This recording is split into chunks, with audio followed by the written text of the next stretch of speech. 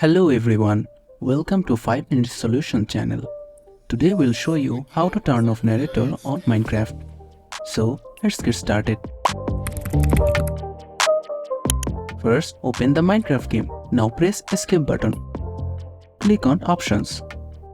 Now open chat settings. You can change narrator settings from here. Now look for the narrator option and turn it off. Narrator narrates all button. Narrator narrates chat. Narrator narrates system button. Narrator off. You can turn off the narrator like this. The narrator should now be silent.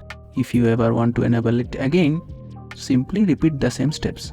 Also, you can press Ctrl and B to change narrator options. Narrator narrates all. Narrator narrates chat. Narrator narrates system. Narrator off. And there you have it.